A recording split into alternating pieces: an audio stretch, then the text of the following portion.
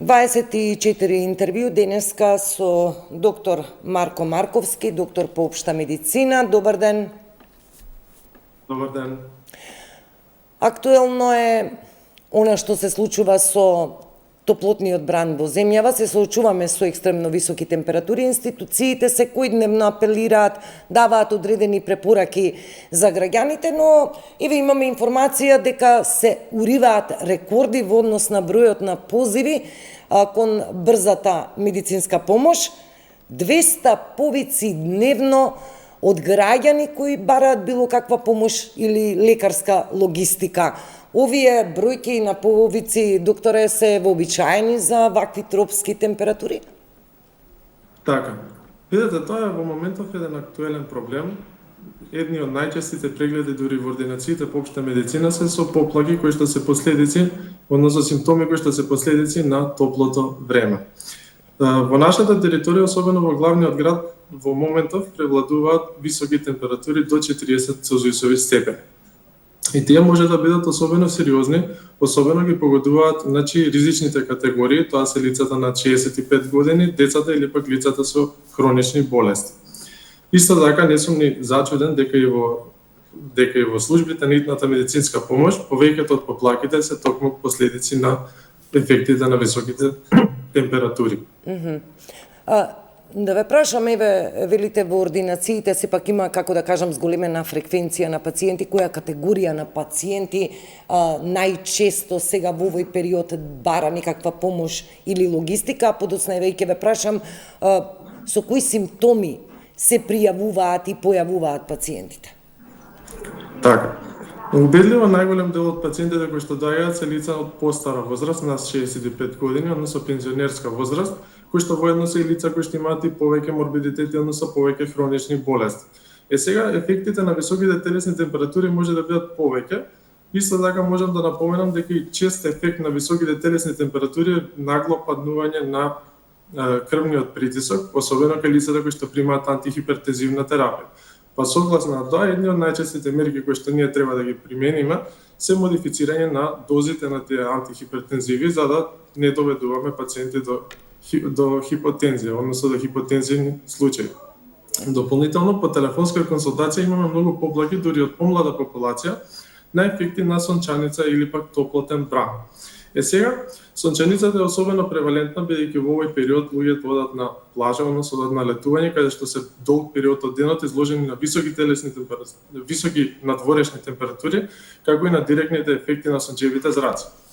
Симптомите кои што најчесто се жалат пациентите се болка во главата, омалаксаност, болки во коските и зглобовите, и едно чувство на општа слабост, која што е типично за ефектите на самата сончаница, покачена телесна температура и намалување на апетитот. Значи едно општо намалување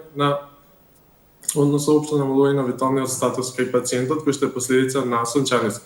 За среќа ретко имаме ефекти на топлотен бран кој што дава посериозни симптоми со зафаќање на свеста и исто така со промени во пулсот и во фреквенцијата на дишење. Она што е важно секако се препораките до граѓаните. Споменав јас дел од институциите излегоа со препораки. Ајде најпрво да одиме на пример со препораките од вашата фела од Институтот за јавно здравје.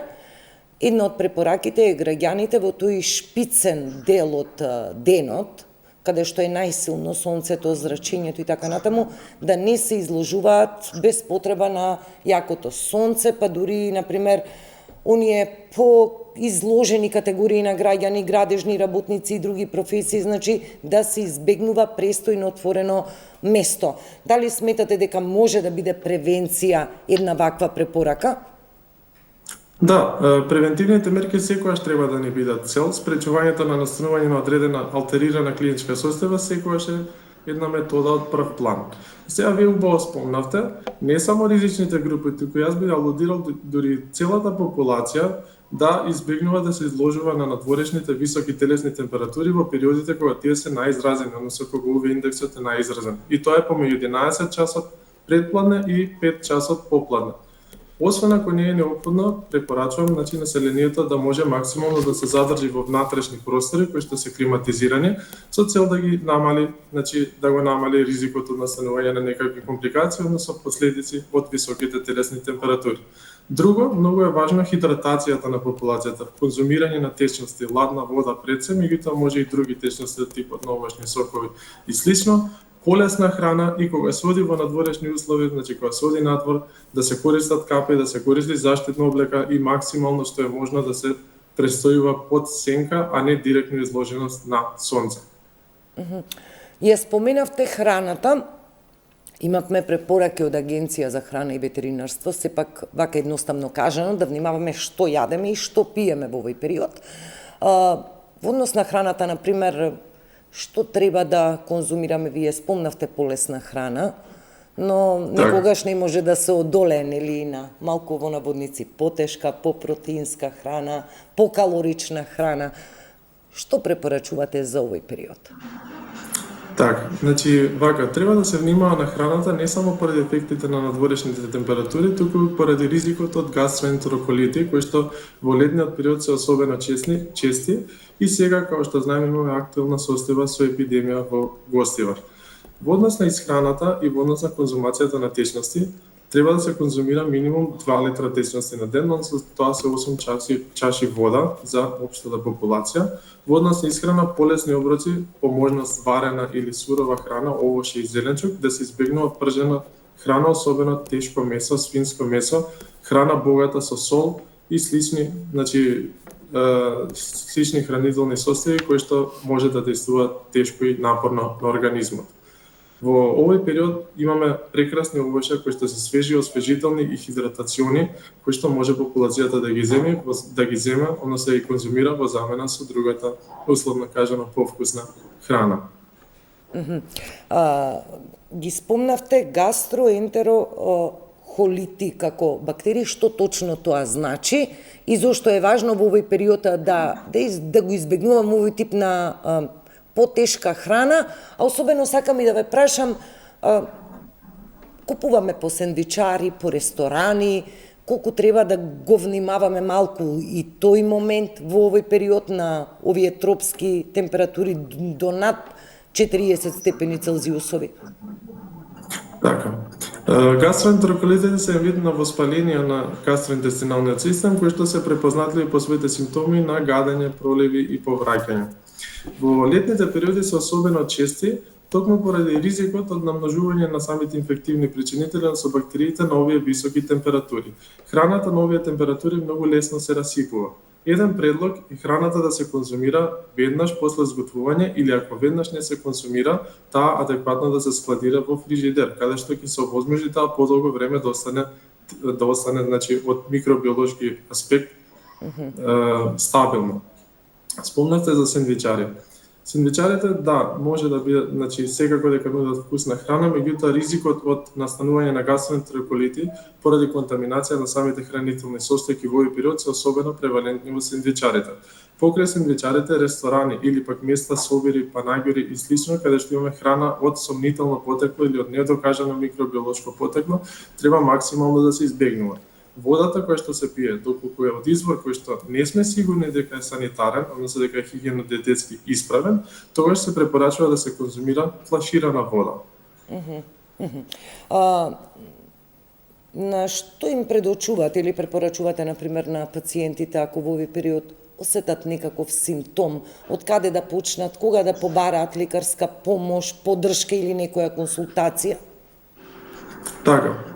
Јас на нашите пациенти им препорачувам при секоја нивна грижа да не се обратат, бидејќи матичниот лекар е клучна талка, почетна талка со која што првично доаѓа пациентот во контакт. Било каква нејаснотија, ние сме тука да објасниме, макар и по телефонски разговор. Доколку кај пациентите се јават симптоми на главоболка, чувство на малаксеност, вртоглавица или пак дома измерат ниски вредности на притисокот, а примаат антихипертензивна терапија, треба да се обратат кај матичниот лекар. Доколку бидат долг период изложени на сонце и чувствуваат симптомите кои што ги споменав, кои што се својствени за сончаница или топлотен удар, треба секако да се обратат кај својот матичен лекар. Сите пациенти кои што имаат хронични болести треба да бидат барем во еден комуникативен контакт со својот матичен лекар, кој што ќе им објасни, ќе им предочи на кои фактори треба тие да внимаваат, како да спречат, односно како да ги избегнат ризиците по нивното здравје, кои што во овој период се особено присутни.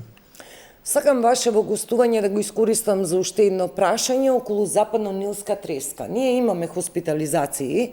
Интересно е дека голем дел од случаите од пациентите регистрирани со западно-нилска треска, воопшто луѓето не ја напуштиле државата, туку тоа се случило овде, што значи дека веќе таа опасност ја имаме и дома, ако до пред 2 недели информиравме само за пациенти надвор од границите, сега ја имаме и дома. Скам да ве прашам, се интересираат граѓаните, пациентите ваши за ова, прашуваат ли како да се заштитат? Така. Видете, тоа е една можеби непозната тема за популацијата, некоја нова состојба која што се појавила и секако дека тие се заинтересирани и тоа е добро. Јас охрабрувам сите пациенти да се информираат за секоја нова состојба и многу е важно да знаат како таа настанува, како се пренесува и како да се спречи.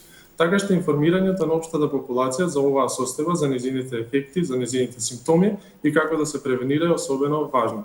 Па дури во нашата ординација има пациенти, особено помлади, кои што се повеќе во текст со медиумите, со новостите, имаат, интерес, покажуваат интерес да се информираат за овие состојби. Имате некои препораки во однос на ова? Сигурно како фела ги следите состојбите? Така.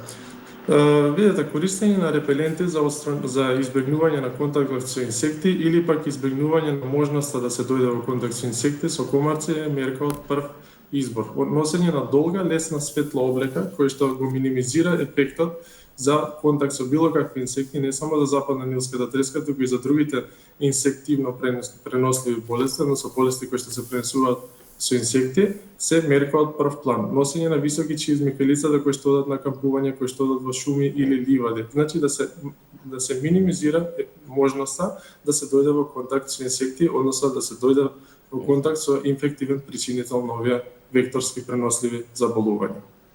Да, и секако тука најважна е институционалната реакција, особено кога говориме за западно-нилската треска, навремено прскање против инсекти, против комарци, веќе се таргетираат одредени општини, откаде што доаѓаат и пациентите со овој вид, не знам, на зараза или како не е зараза, со овој вид на состојба. Доктор Марко Марковски, ви благодарам за овие 10 на 12 минути веројатно поучни препораки до граѓаните како да се заштитиме, да видиме институциите, можеби ќе има некој радикализирање на мерките за превенција и заштита, но она што е јасно и оваа работна недела не чекаат тропски температури. Ви благодарам за овој разговор.